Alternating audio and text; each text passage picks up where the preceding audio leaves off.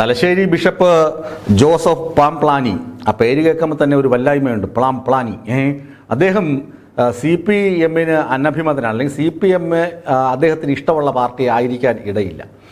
കാരണം ഛത്തീസ്ഗഡിൽ കന്യാസ്ത്രീകൾ ആക്രമിക്കപ്പെട്ടു, അവരെ നിരപരാധികളായ അവരെ ജയിലിലടച്ചു. ഈ പാംപ്ലാനി എന്താണ് വിളിച്ച് പറഞ്ഞത്? പാംപ്ലാനി BJPയെ വിമർശിക്കാൻ പോയില്ല. രൂപത വാർത്താക്കുറിപ്പിൽ എന്ത് എഴുന്നള്ളിച്ച് വിട്ടാലും അതൊന്നും അംഗീകരിച്ചു കൊടുക്കാൻ ഇവിടുത്തെ സാധാരണ സമൂഹം തയ്യാറുമല്ല. കാരണം പാംപ്ലാനി ആദ്യം പറഞ്ഞത് എന്താണ്?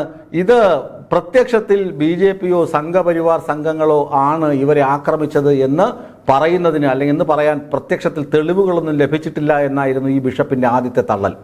ഈ ബിഷപ്പ് ആദ്യം തള്ളിയത് എന്താണെന്ന് നിങ്ങൾക്ക് ഏവർക്കും അറിയാം. വലിയ വാർത്തയായതാണ്, സോഷ്യൽ മീഡിയയൊക്കെ സജീവമായി ചർച്ച ചെയ്തതാണ്. പലരും എന്താണ് ഇപ്പോഴും പീലാത്തോസുമാരും യൂദാസുമാരും ഒക്കെ സഭയ്ക്കുള്ളിൽ തന്നെ ജീവിച്ചിരിപ്പുണ്ടെന്ന് പറഞ്ഞ് ഇയാളുടെ പടമൊക്കെ വെച്ച് അടിച്ചിറക്കിയതാണ്.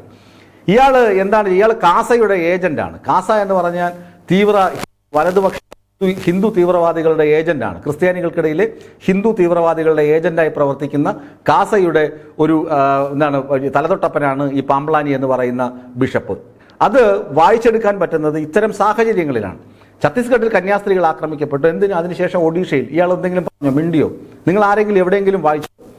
ഞാനീ പറഞ്ഞു വരുന്നത് DYFI നേതാവ് VK സനോജ് കൃത്യം അളന്നു തൂക്കി പറഞ്ഞു. ഹിറ്റ്ലറുടെ ആരാധകനായ നിയോ മുള്ളർ എന്ന് പറയുന്ന ഒരു ബിഷപ്പ് ഉണ്ടായിരുന്നു.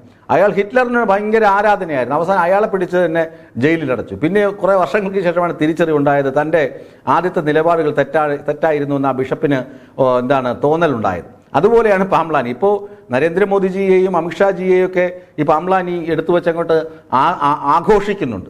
എന്താണ് ആഘോഷത്തിൻ്റെ ചുരുക്കം? ഈ പറഞ്ഞു വരുന്നത് കൃത്യമായി കേൾക്കണം. അദ്ദേഹം പറഞ്ഞത് ഛത്തീസ്ഗഡിൽ കന്യാസ്ത്രീകൾ ആക്രമിക്കപ്പെട്ട ആ നിമിഷം ഇദ്ദേഹം പറഞ്ഞത് എന്താണ്? BJP സംഘപരിവാർ ശക്തികളാണ് ഇതിൻ്റെ പിന്നിലെന്ന് പറയാനുള്ള തെളിവുകളൊന്നുമില്ല.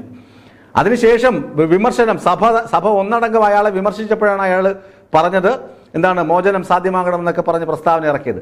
അതിനുശേഷം മോചനം സാധ്യമായപ്പോൾ എന്ത് ചെയ്തു? 9 ദിവസങ്ങൾക്ക് ശേഷം നിരപരാധികളായ കന്യാസ്ത്രീകൾ ആ ജയിലറയിൽ ഒരു പാ പോലും ഇല്ലാതെ 52 പ്രതികൾക്കൊപ്പം കിടന്നിട്ട് തിരിച്ചിറങ്ങി വരുമ്പോൾ ഇയാൾ പറഞ്ഞ് സ്തുതിച്ചത് ആരെയാണ്? ഈ കന്യാസ്ത്രീകൾക്ക് വേണ്ടി നിയമപോരാട്ടം നടത്തിയ ആളുകളെ അല്ല, അവർക്ക് വേണ്ടി ഒപ്പം നിന്ന കേരളത്തിലെ MP-മാരെ കുറിച്ചല്ല. നേരെ പറഞ്ഞത് പ്രശ്നത്തിൽ ഇടപെട്ട മോദിജിയും അമിത്ഷാജി ഉറപ്പ് കൊടുത്ത വാക്കുകൾ പാലിച്ചിട്ടുണ്ടോ എന്ന് നമുക്കറിയാം. പാലിച്ചിട്ടില്ല എന്ന് സഭ ഒന്നടങ്കം തന്നെ വിമർശിച്ചതാണ്. ഇവിടെ ഇയാൾ എന്താണ്? അവസരവാദ സമീപനമാണ് എടുക്കുന്നത്. ഈ പിതാവ് അവസരവാദ സമീപനമാണ് എടുക്കുന്നത്. ക്രിസ്ത്യാനികളെ RSSന്റെ ലയത്തിൽ കൊണ്ടുപോയി തൊഴുത്തിൽ കൊണ്ടുപോയി കെട്ടാനുള്ള ഒരു തീവ്രമായ നീക്കമാണ് പിതാവ് നടത്തുന്നത്. ഒരു തർക്കവുമില്ല. അതിനി രൂപത എന്തൊക്കെ വാർത്താക്കുറിപ്പ് എഴുതിയാലും ആ കളങ്കം മായ്ച്ചു കളയാൻ പാംപ്ലാനിക്ക് കഴിയുകയുമില്ല. ഒന്ന്, അമിത്ഷായെയും നരേന്ദ്രമോദി അതൊക്കെ പുകഴ്ത്തിക്കോ, അതിനൊന്നും കുഴപ്പമില്ല. നമ്മുടെ രാജ്യത്തെ പ്രധാനമന്ത്രിയും ആഭ്യന്തരമന്ത്രിയും പുകഴ്ത്തുന്നതിന് ഒരു തെറ്റുമില്ല. പക്ഷേ ഈ സാഹചര്യങ്ങൾക്കനുസരിച്ച് അവിടെ കൃത്യമായ നിലപാട് പറയേണ്ടടുത്ത് അവസരവാദ സമീപനമെടുത്ത പാംപ്ലാനിയെ വിമർശിക്കുവാൻ DYFI നേതാവിന് അവകാശമില്ലെന്ന് പറഞ്ഞാൽ അതങ്ങനെ അംഗീകരിക്കാൻ പറ്റും? DYFI സംസ്ഥാന സെക്രട്ടറി VK സനോജ് പറഞ്ഞു ഇത് അയാൾ നിയോ മുള്ളറുടെ അവസ്ഥ ഇയാൾക്ക് ഉണ്ടാകുമെന്ന് പറഞ്ഞു. അപ്പോൾ MV ഗോവിന്ദൻ മാസ്റ്റർ പാർട്ടിയുടെ സംസ്ഥാന സെക്രട്ടറി പറഞ്ഞു അവസരവാദ സമീപനമാണ് പാംപ്ലാനി സ്വീകരിച്ചത്. ഇത് എന്ത് കുഴപ്പമാണ് ഇതിനകത്തുള്ളത്? CPMന്റെ നിലപാട് കൃത്യമല്ലേ?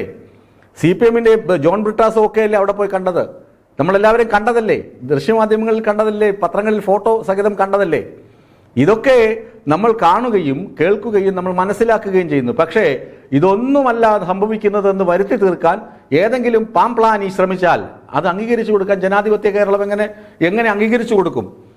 അയാൾ പറയുന്ന പോഴത്തരം മുഴുവൻ വിളിച്ചു പറയുന്ന പോഴത്തരം മുഴുവൻ അംഗീകരിച്ചു കൊടുക്കാൻ ഇവിടെ നാട്ടിലെ ജനാധിപത്യ വിശ്വാസികൾ എങ്ങനെ തയ്യാറാകും? ഒരുപക്ഷെ അയാളുടെ വിശ്വാസികൾ തയ്യാറാകുമായിരിക്കും, ജനാധിപത്യ വിശ്വാസികൾ എങ്ങനെ തയ്യാറാകും? അത് തെറ്റാണ്.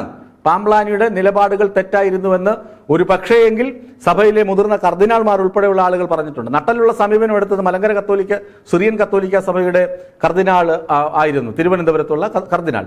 അദ്ദേഹമായിരുന്നു കർദിനാളായിരുന്നു കൃത്യമായി നിലപാട് സ്വീകരിച്ചത്. എന്നിട്ട് എന്താണ് ഈ സമരം ചെയ്യുന്ന ആളുകളെ, സമരം ചെയ്ത മുഖത്ത് കറുത്ത തുണി കെട്ടി സമരം ചെയ്ത ആളുകളെ പരിഹസിച്ച ബിഷപ്പുമാർ വരെ ഉണ്ട് കേരളത്തിൽ. അപ്പോൾ ഈ അവസരവാദ സമീപനം, കേക്ക് കൊണ്ട് സംഘപരിവാറിന്റെ ആലയങ്ങളിലേക്ക് പോവുക, അതുപോലെ അവർ തിരിച്ച് കേക്ക് കൊണ്ടുവരുമ്പോൾ സ്വീകരിക്കുക, ഇതൊക്കെ നടക്കുന്നുണ്ട്. ഇതൊന്നും കുഴപ്പമൊന്നുമില്ല. ഇതൊന്നും ഇല്ലാതിരുന്നപ്പോഴും വളരെ സൗഹാർദ്ദപരമായിരുന്നു കേരളത്തിലെ അവസ്ഥ. ഇതിപ്പോ പ്രത്യക്ഷത്തിൽ ക്രിസ്ത്യാനികളെ ഒപ്പം നിർത്തിയാലേ വിജയിക്കുകയുള്ളൂ, വോട്ട് ബാങ്ക് ക്രിസ്ത്യാനികളുടെ വോട്ട് വേണം എന്ന് തീരുമാനമെടുത്ത് അജണ്ട വച്ച് പ്രവർത്തിക്കുകയാണ് സംഘപരിവാർ ശക്തികൾ. ആ ശക്തികളുടെ അവരുടെ നിലപാടുകൾ ശിരസിലേറ്റി അവരുടെ തൊഴുത്തിലേക്ക് ക്രിസ്ത്യാനികളെ കൊണ്ടുപോയി കെട്ടുന്ന സമീപനമെടുത്ത പാംപ്ലാനിയെ ഇനിയും CPM വിമർശിക്കും, ജനാധിപത്യ വിശ്വാസികൾ വിമർശിക്കും. നിങ്ങളുടെ രൂപതയിൽ നിന്ന് എന്തൊക്കെ തിട്ടൂരം എഴുതി വിട്ടാലും കാസയുടെ ഏജന്റായിരിക്കുന്ന ഇത്തരം ബിഷപ്പുമാരെ ജനം പുച്ഛിച്ച് തള്ളും എന്നതിന് യാതൊരു തർക്കവുമില്ല.